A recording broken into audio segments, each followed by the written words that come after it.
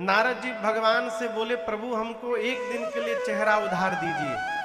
क्या उधार दीजिए? भगवान पूछे किस लिए हो? नारद जी बोले, प्रभु विवाह करना है हमको। नारद के चेहरे पर तो ब्याह हो नहीं पाएगा, आपका चेहरा उधार लेकर लगा कर जाएंगे, अब विवाह करके आपका चेहरा लौटा देंगे। नारद जी विवाह करने के लिए भगवान का चेहरा मांगे। भगवान नारद जी का ब्याह काटने के लिए उनको बानर का चेहरा बना दिए। केवल काटे नहीं, भगवान स्वयं राजकुमार बन के गए और उस कन्या से विवाह करके चले आए। प्रसंग परसों श्रवण करिएगा। नारद जी को बड़ा कष्ट हुआ। राम जी जब वनवास के क्रम में थे, शबरी मैया को गति देकर भगवान पंपा सरोवर पर जाकर बैठे थे। उस समय नारद जी राम जी से मिलने गए और नारद जी ने प्रश्न किया, प्रभु एकांत में आप ही दोनों भैया हैं और मैं हूं, एक मेरे मन में बड़ा कष्ट है। राम जी पूछे किस बात का कष्ट है? नारद जी बोले, प्रभु जब विवाह में चाहे प्रभु, जब मैं विवाह करना चाहता था, प्रभु के ही कारण करे नदी। प्रभु आप मेरा विवाह क्यों काट दिए, मेरा विवाह नहीं होने दिया? शंकर जी मना कर रहे थे कि मैं विवाह नहीं करूंगा, उनका बरबस करवा दिए। हम चाह रहे थे हमारा विवाह हो जाए, हमारा विवाह आप काट दिए, ऐसा क्यों किए आप? यहां राम जी का उत्तर बड़ा अद्भुत है। राम जी मुस्कुरा कर बोले, नारद जी आज तक आपने कभी पूछा नहीं था, इसलिए मैंने आपको बताया नहीं था। एक बात आपसे कहना चाहता हूं नारद जी, मेरा एक स्वभाव है। नारद जी पूछे क्या स्वभाव है? भगवान राम जी बोले, नारद जी जो मनुष्य, इसको ठीक से समझिएगा, जो मनुष्य संसार के समस्त आशाओं का त्याग करके और केवल मेरे भरोसे रहता है, संत बाबू, जो संसार के समस्त आशाओं का त्याग करके केवल मेरे भरोसे हो जाता है, मैं उस जीव की उसी प्रकार रक्षा करता हूं जैसे महतारी समझते हैं, महतारी अपने छोटे से बालक की जैसे रक्षा करती है, उस प्रकार मैं उस जीव की रक्षा करता हूं जो केवल मेरे भरोसे रहता है। अब मैं आपको इसके भीतर लेके चलता हूं। कल्पना करिए किसी माता जी के पास उनका 1 महीने का बालक हो, 1 महीने का, और उन माता जी को बांदा से निकल करके दिल्ली जाना हो ट्रेन पकड़ के। माता सामान पैक करेगी ना, लेकिन वो बालक नहीं कहता है कि माँ हमारा भी तौलिया पैक कर लेना, माँ मेरा पाउडर रख लेना। कहता है क्या बालक? माँ वो काजल रख लेना मेरा, माँ वो क्रीम भी रख लेना माँ। नहीं कहता, वो आनंद में पड़ा रहता है। और आप दर्शन करिए, माँ अपना सामान भले भूल जाए लेकिन उस बच्चे का एक भी सामान नहीं भूलती है, सारा सामान रखती है। क्यों?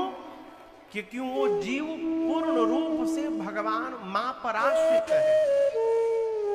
ये कथा कहती है, यदि वही भाव हमारा भगवान के प्रति जागृत हो जाए, हम भगवान पर आश्रित हो जाए, तो भगवान भी हमारे उसी प्रकार हमारी रक्षा करते हैं जिस प्रकार माँ उस बच्चे की रक्षा करती है। और आप आगे दर्शन करिए, राम जी कहते हैं, नारद जी वही बच्चा जब बड़ा हो जाए, आप दर्शन करिए, बच्चा छोटा रहता है तो मां नहलाती है, बच्चा बड़ा हो जाता है तो मां नहीं नहलाती, बच्चा स्वयं नहलाता है, नहाता है, अपना सामान स्वयं रखता है। जब बच्चा बड़ा हो जाता है और अपने करने लगता है तो मां उसको छोड़ देती है। भगवान कहते हैं जितने ज्ञानी भगत है ये सब मेरे बड़े बच्चे हैं, इसलिए इनको मैं छोड़ दिया हूं, साधन करके आगे बढ़ते रहिए। लेकिन जो कुछ नहीं जानता, जिसको कुछ ढंग नहीं आता, जो केवल मेरे भरोसे रहता है, मैं उसको उसी प्रकार गोद में उठाए रखता हूं जैसे माँ अपने छोटे से बच्चे का देखभाल करती है, मैं उसकी देखभाल करता हूं। है? ये प्रसंग कहता है कि भगवान पर विश्वास करिए, विश्वास करिए। जब दांत न थे तब दूध दिया, जब दांत दिया है तो अन्न भी देंगे। विश्वास करिए। यही विश्वास जागृत हो जाना, ये विश्राम है? विश्राम हो जाएगा तो मन जो है ना ये हरकत करना बंद कर देगा, फिर यहाँ का काम प्रारंभ हो जाएगा। पूज्य कबीरदास जी कहते थे, अरे मन की तरंग मार लो। किसकी तरंग? ये मन बहुत खतरनाक है। कथा में पंडाल में कथा सुन रहा है, कथा सुनते सुनते मन बेचैन हो जाएगा, रात को डिनर में क्या मिलेगा आज? पराठा मिल जाए तो आनंद हो जाए। अरे बैठा है अमृत पीने, अमृत छोड़ के मन पराठा में पक चला गया। कबीरदास जी कहते हैं मालाबाद में जपना, ये जो मन इधर उधर भाग रहा है, अरे मन की तरंग मार लो,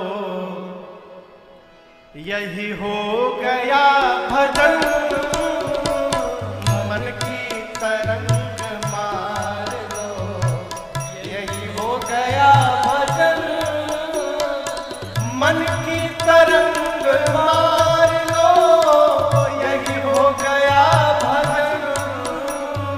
मन की तरंग मार लो, यही हो गया भजन।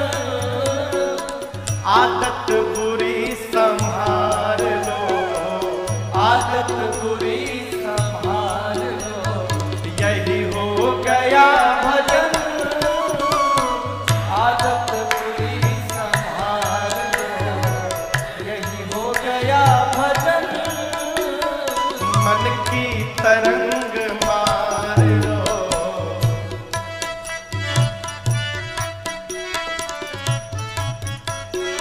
कभी सोचिएगा, आए हो तुम कहां से, जाओगे तुम कहां? आए हो तुम कहां से, जाओगे तुम कहां? आए हो तुम कहां से, जाओगे तुम कहां? आए हो तुम कहां से, जाओगे तुम कहां?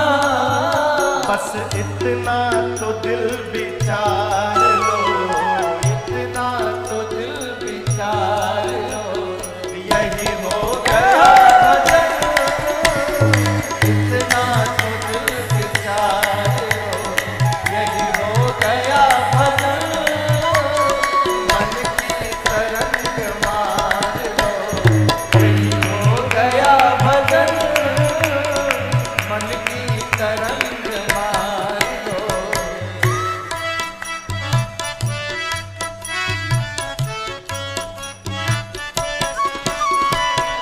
कोई तुम्हें बुरा कहे, तुम सुन करो क्षमा।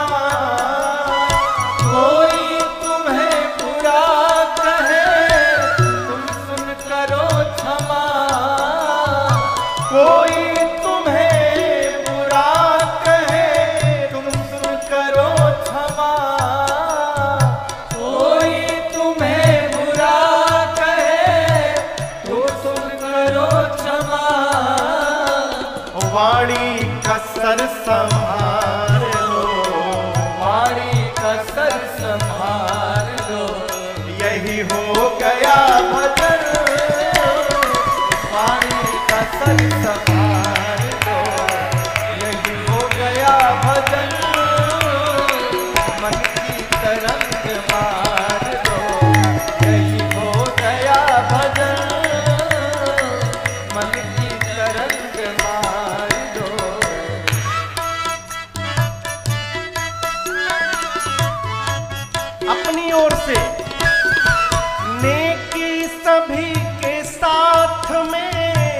बन जाए तो करो नेकी सभी के साथ में, बन जाए तो करो नेकी सभी के साथ में, बन जाए तो करो नेकी सभी के साथ में, बन जाए तो करो। मत सिर बदी का भार लो, मत सिर बदी कलंक का भार लो, अरे मत सिर बदी का भार लो, मत सिर बदी का भार लो, यही हो गया भजन। मत सिर बदी का भार लो, यही हो गया भजन। मन की तरंग मार लो, यही हो गया भजन। मन की तरंग मार लो।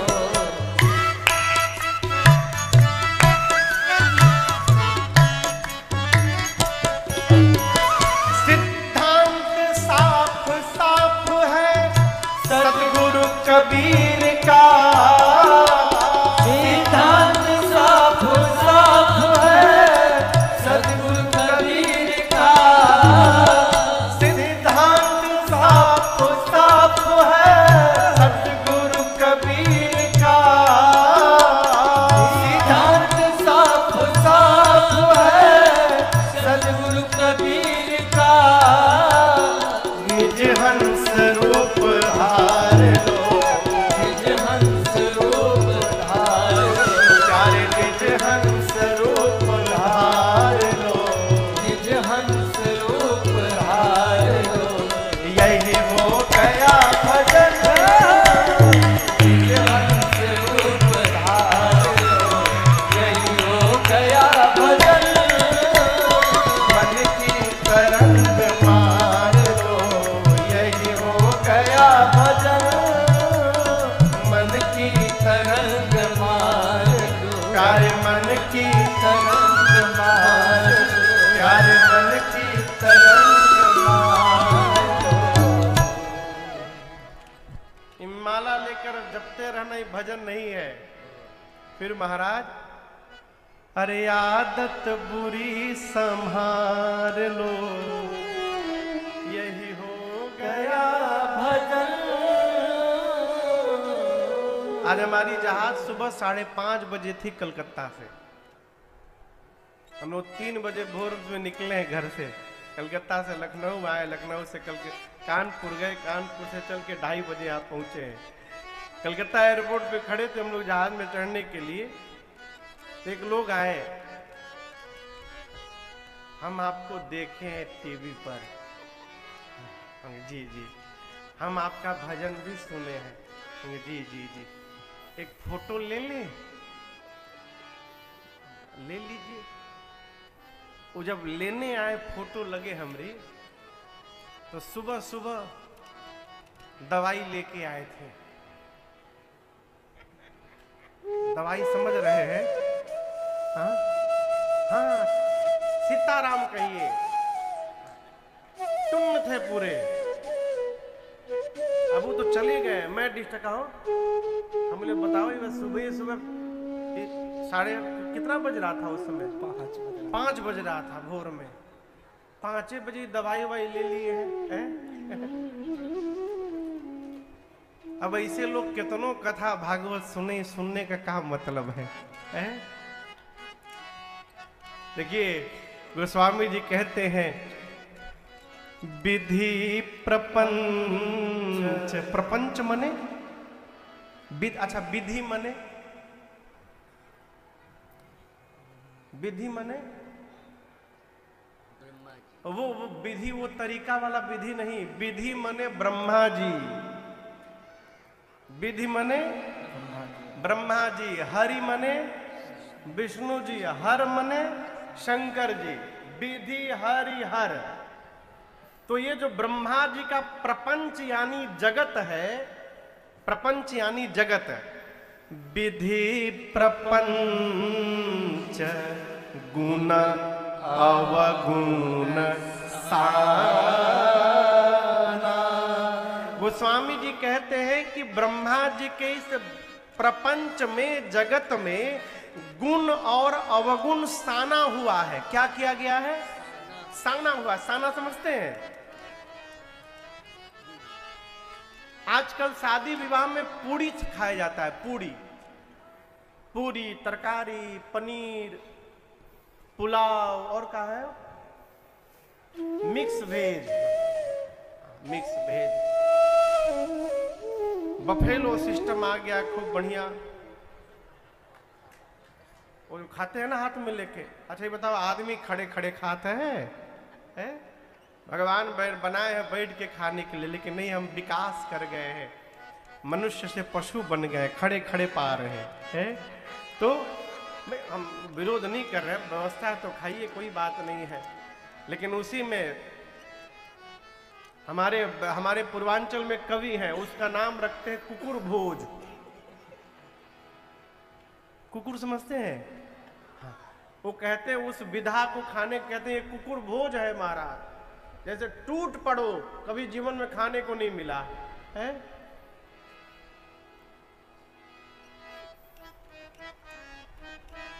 विवाह में पहले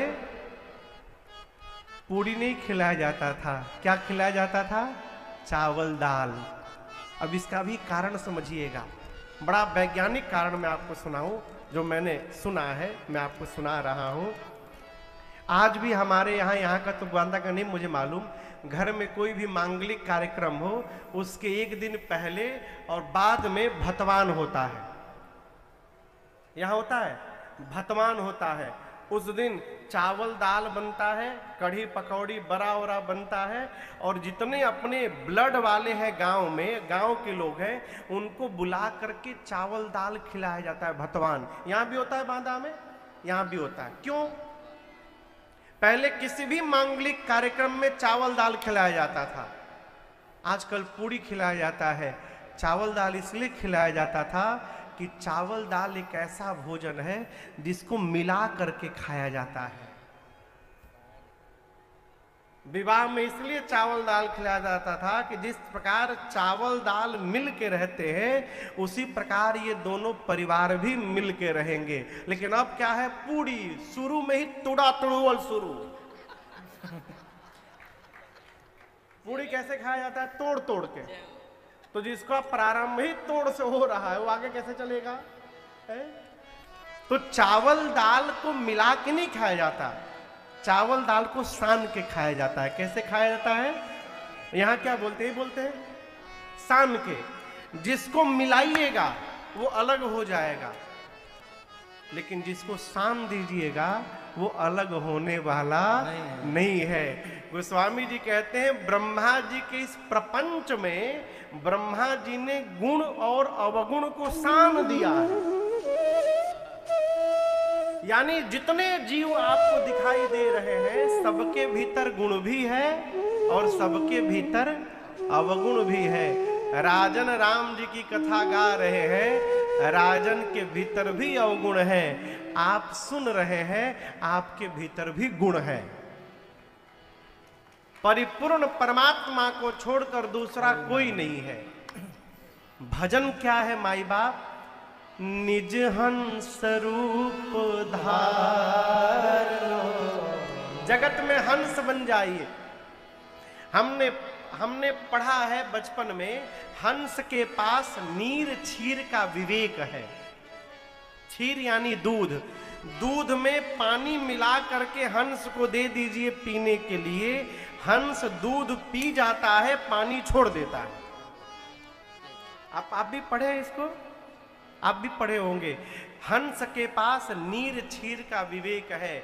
जिस प्रकार हंस दूध को ग्रहण करता है, पानी छोड़ देता है, उसी प्रकार यदि हम भी समाज में किसी भी व्यक्ति से उसकी अच्छाई को स्वीकार करें, ग्रहण करें और उसके बुराई को छोड़ दे, तो हम भी भजन कर रहे हैं। यही जीवन का वास्तविक भजन है। बुरे आदमी को कहिए अच्छा आदमी ढूंढ के लाओ, उसको कोई अच्छा नहीं दिखाई पड़ता। अच्छे को कहिए कोई बुरा ढूंढ के लाओ, उसको कोई बुरा दिखाई नहीं देता है। ये जीवन का भजन है?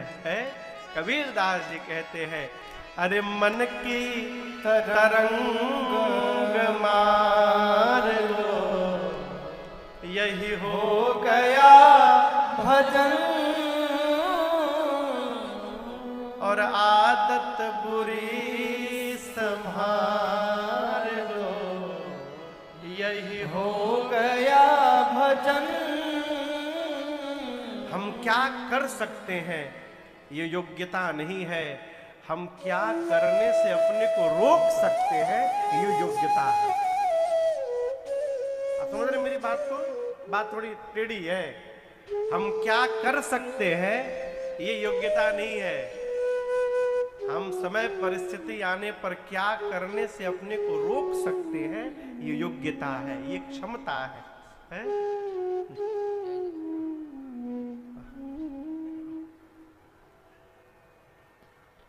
आज पहला दिन है इसलिए हम कुछ बोल नहीं रहे हैं। अब कल से कोई आगे से आएगा जाएगा नहीं, 4 घंटे। आज तो कुछ व्यवस्था के कारण पहला दिन था इसलिए विलंब हो गया। कथा का समय 4 बजे से ना भैया, तो कल से कथा 4 बजे प्रारंभ हो जाएगी। 4 बजे से भजन प्रारंभ हो जाएगा और 4:30 बजे राघव जी के साथ अपने राम जी यहाँ आ जाएंगे। और कल से यहाँ पर वही 4 से लेकर के 8, 8:30 जब तक रघुनाथ जी चाहे हम और आप कथा गाएंगे। आज हम और आप राम कथा महिमा श्रवण कर रहे हैं। कल भूत भावन भगवान शंकर के विवाह की कथा यहाँ गाएंगे। और कल कथा श्रवण करने ना आइएगा आप लोग, कल बाबा के विवाह में बाराती बनने के लिए आइएगा। खूब आनंद की वर्षा होगी। और मैं दावे के साथ कहना चाहता हूं आपको, बहुत विवाह आप देखे होंगे, लेकिन कल जो विवाह आप देखेंगे सुनेंगे, ऐसा विवाह जीवन में कभी नहीं देखे होंगे। क्यों? पूरे धरती के भूत प्रेत कल यहाँ आएंगे बांदा में। पूरी धरती के भूत प्रेत अकटाऊ बकटाऊ सब पहुंचेंगे। तो गोस्वामी तुलसीदास जी कहते हैं, इस कथा को सुनने मात्र से मन को विश्राम की प्राप्ति हो जाएगी। गोस्वामी तुलसीदास जी ने रामचरितमानस में 7 कांड लिखे। कितने कांड? जोर से कहिए। 7। नाम कितने लोगों को याद है 7 कांड का? पहला कांड बोलिए, जोर से बोलिए। बाल कांड। दूसरा श्री अयोध्या कांड। तीसरा, अरे महाराज बहुत, अरे एकदम मुंह में आ नहीं रहा महाराज। हम लोग जब भूल जाते थे ना पहले से कहते थे, अरे महाराज अभी याद था। अरे क्या तो नाम है उसका, क से नाम था, क से। तीसरा कांड लंका कांड।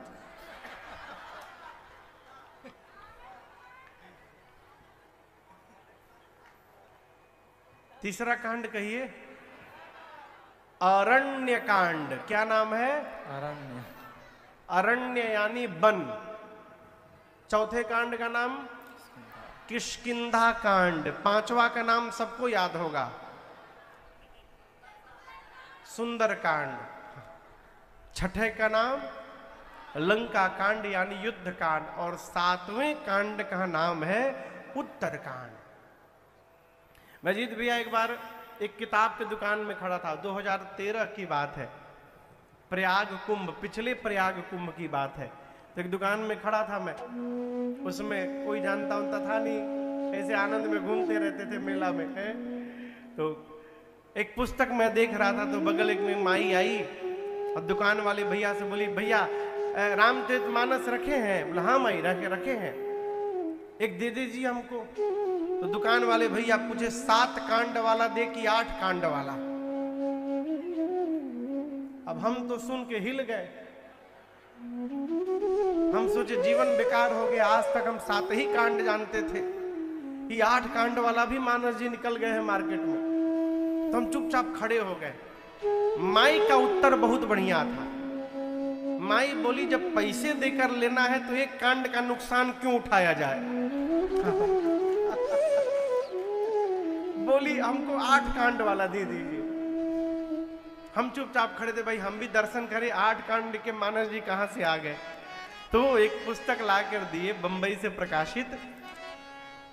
उसमें पूज्य पंडित श्री ज्वाला प्रसाद जी की रचना थी। 7 कांड तो गोस्वामी तुलसीदास जी के ही थे, उसमें एक 8वां कांड उन्होंने जोड़ दिया था, लवकुश कांड। लेकिन यहां पर दर्शन करिएगा, गोस्वामी जी ने 7 कांड लिखे। कितने कांड? 7 कांड। एक और आपको बात बताऊं, एक श्रोता ने फोन किया, बोला महाराज गोस्वामी जी कांड क्यों लिखे? कांड तो बहुत खराब शब्द है। हमारे यहां लोग पूछते बताओ कौन सा कांड करके आए हो तुम? यहां भी लोग कहते होंगे गोस्वामी जी कांड क्यों लिख दिए, दूसरा खंड लिख डालते, बाल खंड, अयोध्या खंड। लेकिन आप समझिए, कांड का अर्थ होता है भाग। कांड का क्या अर्थ है? भाग। उसको हम गलत परिभाषित करके जीवन में बैठे हैं, वो उसका अर्थ है नहीं। 7 कांड लिखे, बाल कांड से लेकर और उत्तर कांड तक। बाल कांड में भगवान की बाल लीला, मानस सरोवर, फिर शिव चरित्र, फिर भगवान के जन्म की भूमिका, फिर भगवान का जन्म, उनका बाल चरित्र, यज्ञ रक्षण, मिथिला भ्रमण, धनुष यज्ञ, फिर सीताराम विवाह महोत्सव। ये सारा प्रसंग बाल कांड में है। और ये बाल कांड रामचरित मानस का सबसे बड़ा कांड है। सबसे बड़ा कांड कौन सा है? बाल कांड। सबसे छोटका कांड कौन सा है? कौन सा कांड है? किष्किंधा कांड। सबसे छोटा कांड मानस जी का। अयोध्या कांड में भगवान वन में गए अयोध्या से, और उसके बाद चित्रकूट में गए, फिर भरत भैया सबको लेकर राम जी के पास गए, राम जी की पादुका लाकर अयोध्या में पधराए राज सिंहासन में। ये पूरा प्रसंग विशेष रूप से भरत भैया का चरित्र अयोध्या कांड में लिखा गोस्वामी जी ने। अरण्य कांड में क्या है? अरण्य कांड में अरण्य यानी वन। अरण्य का क्या अर्थ है? वन। वन में रहकर चित्रकूट में भगवान ने कौन कौन सी लीला संपादित की, वो सारा प्रसंग अरण्य कांड में है। जयंत का प्रसंग, फिर भगवान चित्रकूट से निकलकर पंचवटी नासिक गए, वहां पर कैसे सूर्पणखा आई, नाक कान भंजन हुआ, फिर भगवान ने मारीच को गति दी, खरदूषण का वध हुआ, शबरी मैया को भगवान ने भक्ति सुनाई। ये सारा प्रसंग, अभी जो नारद जी का प्रसंग आपको सुनाया, ये सब अरण्य कांड में गोस्वामी जी ने लिखा। उसके बाद है किष्किंधा। किष्किंधा कांड। किष्किंधा एक स्थान है दक्षिण भारत में, आज भी है। किष्किंधा पर्वत पर भगवान राम जी गए, वहां पर किष्किंधा के राजा कैसे बने सुग्रीव जी, बाली को भगवान ने कैसे गति दी, फिर सीता मैया को खोजने के लिए हनुमान जी महाराज कपियों को लेकर गए। ये सारा प्रसंग गोस्वामी जी ने किष्किंधा कांड में लिखा। सुंदर कांड में क्या लिखा आपको पता ही है। हनुमान जी महाराज लंका गए, सीता मैया का पता लगा कर आए, और भगवान कपियों के साथ समुद्र के किनारे पहुंचे हैं लंका जाने के लिए। ये प्रसंग सुंदर कांड में है। लंका कांड में सेतु बंधन, उसके बाद लंका प्रवेश, लंका पर भगवान का विजय प्राप्त करना, विभीषण जी राजा बने, भगवान वापस अयोध्या पहुंचे, ये सारा प्रसंग लंका कांड में। इसके बाद उत्तर कांड में भगवान राजा बने, राजा बनने के बाद राम राज्य का विस्तार हुआ, और उसके बाद मूल रूप से कागभुशुंडी जी और गरुण जी का संवाद, ये सारा प्रसंग गोस्वामी जी ने उत्तरकांड में लिखा। हमारे बिहार में एक बौना बाबा थे, बड़े छोटे थे, छोटी छोटी उनकी उंगलियां थी, हारमोनियम बजा के गाते थे खुदे। तो एक बार वो बैठे थे तो किसी ने प्रश्न किया कि बाबा रामचरितमानस में क्या लिखा है? कुछ बोले नहीं। फिर उसने कहा बाबा रामचरितमानस में क्या क्या लिखा है? बोला इधर आओ, हम तुम्हारे प्रश्न का उत्तर क्या दे, तुम्हारा प्रश्न गलत है। ये न पूछो कि रामचरितमानस में क्या लिखा है, पूछना है तो पूछो गोस्वामी जी ने रामचरितमानस में क्या नहीं लिखा है। सब लिखा है। महापुरुष कहते हैं जीवन में ऐसा कोई प्रश्न नहीं है जिस प्रश्न का उत्तर कांड में गोस्वामी जी ने नहीं लिख दिया, जीवन से संबंधित। इसलिए सुंदरकांड खूब पढ़िए, लेकिन सुंदरकांड के साथ साथ और भी जो 6 कांड गोस्वामी जी ने लिखे हैं उनको भी पढ़ने का स्वभाव बनाइए। अब दर्शन करिए, मानस के 7 कांड में इस पंडाल में कथावाचक कौन है? जोर से कहिए। रघुनाथ जी की कृपा से मैं आपको कथा सुना रहा हूं, हाँ? लेकिन इस रामचरितमानस पंडाल में एक कथावाचक नहीं है। कितने कथावाचक है पता है?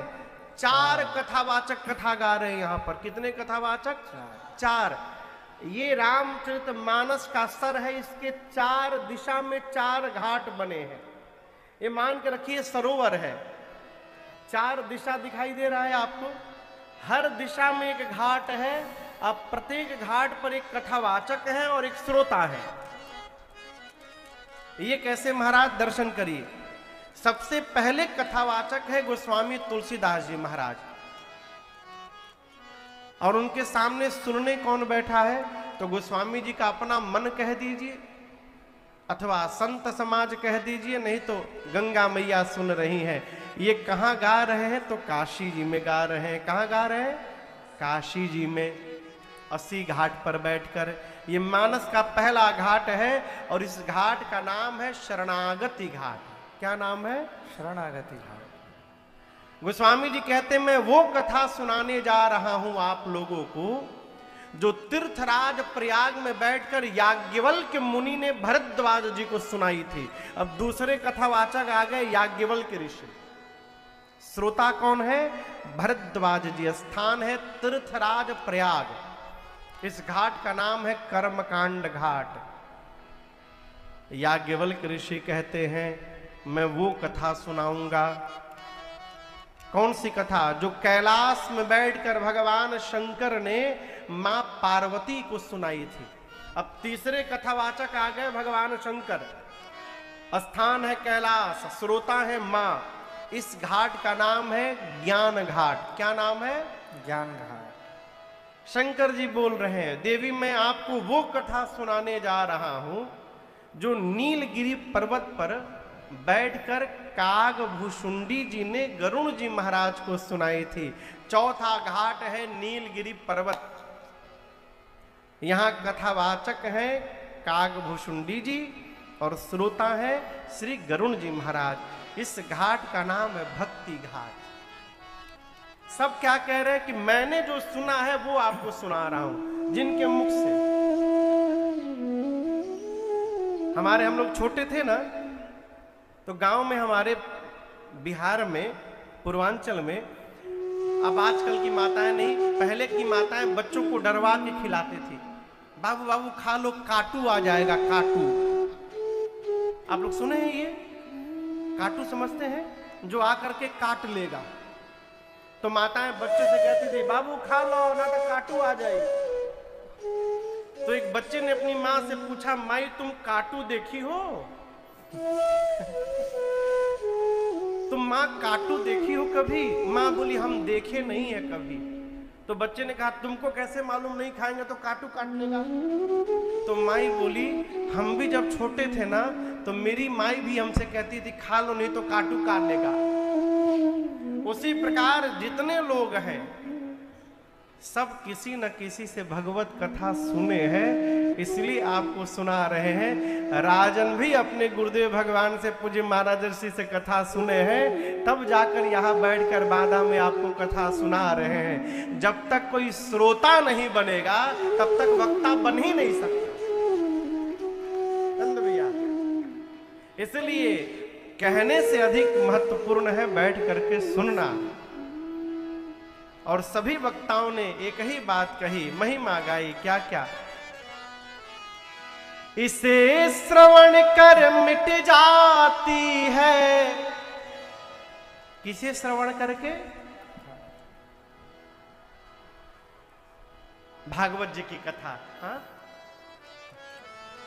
किसे सुन करके?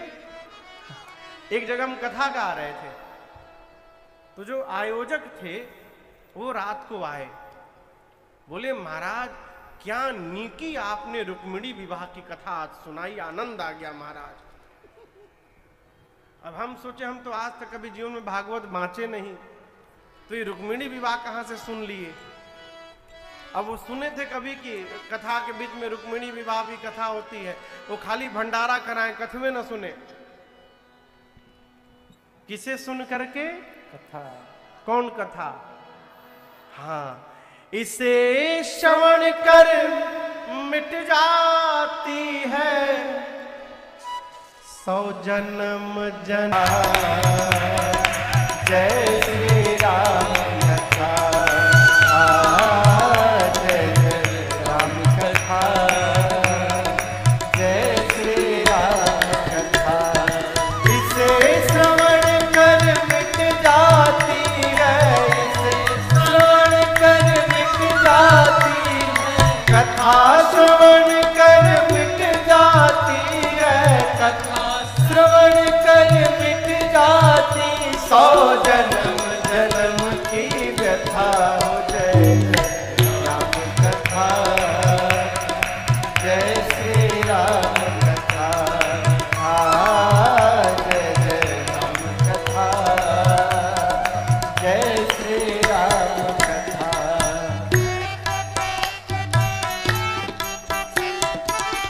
दूसरे कथावाचक याज्ञवल्क्य ऋषि बोले, महामोह महिषेष विशाला, राम कथा कालिका कराला।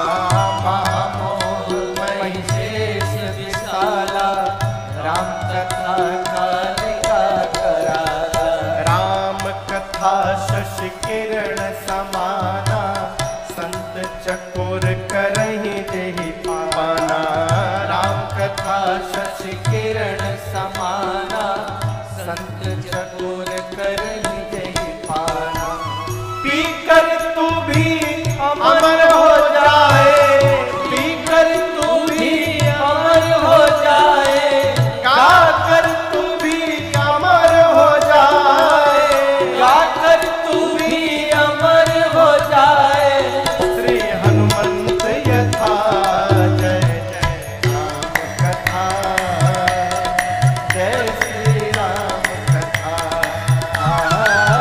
जय जय राम कथा, जय श्री राम कथा। इसे श्रवण कर मिट जाती है, इसे श्रवण कर मिट जाती है, कथा श्रवण कर मिट जाती है, कथा श्रवण कर मिट जाती। 100 जन्म जन्म की व्यथा, जय जय राम कथा, जय श्री राम कथा, जय जय राम कथा, जय श्री राम कथा।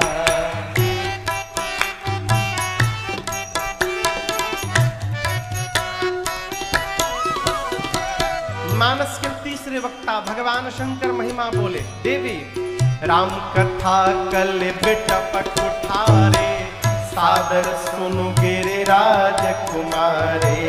राम कथा कल बिटपट उठारे, सादर सुनु गिरिराज कुमारे। राम कथा सुंदर कर